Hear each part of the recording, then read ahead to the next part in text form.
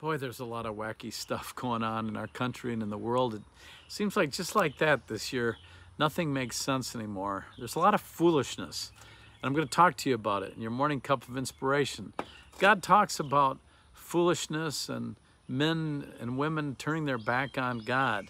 In Romans 1, chapter 21, verse 21, we read, "Because that when they knew God, they glorified him not as God, neither were thankful, but became vain in their imaginations, and their foolish heart was darkened. Professing themselves to be wise, they became fools."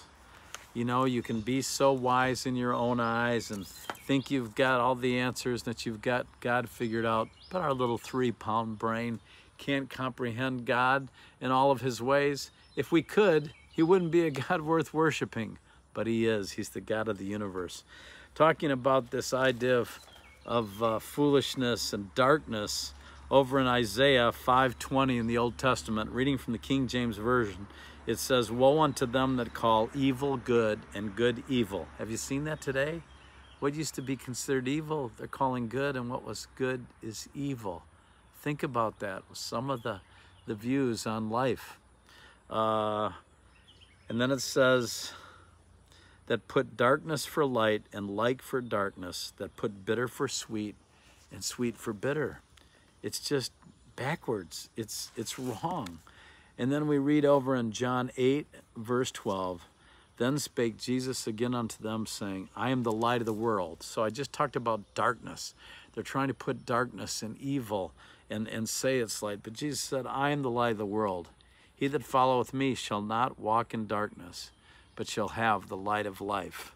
We need to pray that the light of Christ shines on the hearts of those who are walking in darkness and those who are all about evil and thinking it's right. It's not. We need to have wisdom. We need to pray like never before. Lord, I pray for our country. I pray for our leaders. I pray for law enforcement officers and people who are trying to do good. And people, help us all to love each other regardless of race or faith or anything. Just, you call us to love. They will know we are Christians by our love. So help us to be the light in a dark world. Help us to be wise among the foolishness. We love you and we thank you. And I pray for every person watching this today, give them peace and joy and happiness. In thy name I pray, amen. Well, I hope that helps you.